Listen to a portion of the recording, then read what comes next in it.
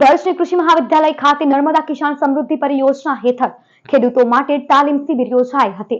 મક્તમપુર સ્થિત કૃષિ મહાવિદ્યાલય ખાતે ભરૂચ અને નર્મદા જિલ્લાના ખેડૂતો માટે તાલીમ શિબિરનું આયોજન થયું હતું।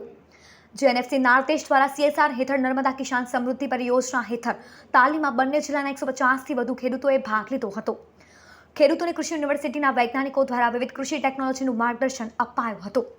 ખાસ કરીને તુવેર અને કપાસના મુખ્ય પાકમાં જમીન ખાતર વ્યવસ્થાપન, રોગ જીવાત નિયંત્રણની સમજૂતી અપાઈ હતી।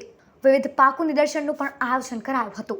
તાલીમ કાર્યક્રમમાં જીએનએફસીના AGM વિશ્વનાથ, કૃષિ યુનિવર્સિટીના આચાર્ય ડોક્ટર DD પટેલ, વૈજ્ઞાનિકો, અધિકારીઓ ઉપસ્થિત રહી વિવિધ સરકારી યોજનાઓ અંગે પણ માહિતી પૂરી પાડી હતી, જેથી ખેડૂત વધુ ગુણવત્તાયુક્ત પાક લઈ તેનું જીવન ધોરણ ઊંચું લાવી શકે। मैं विश्वनाथ बिरादर, एडिशनल GM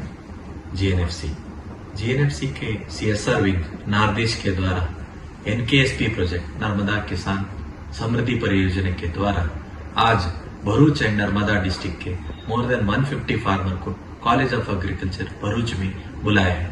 इसका मेन उद्देश्य उनको ट्रेनिंग देना है। ट्रेनिंग में थ्योरी, उसके साथ में प्रैक्टिकल फील्ड विजिट भी कराना है। इस NKSP प्रोजेक्ट का, नर्मदा किसान समृद्धि परियोजना का 3 मेन उद्देश्य है। पहला उद्देश्य, कैसे हम फार्मर को कम से कम प्राइस में, अफोर्डेबल प्राइस में high quality input, agri input provide कर सके।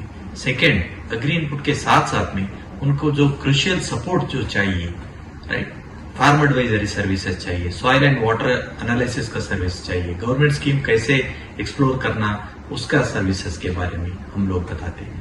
हूँ डॉक्टर DD पटेल, आचार्य कृषि महाविद्यालय भरूच।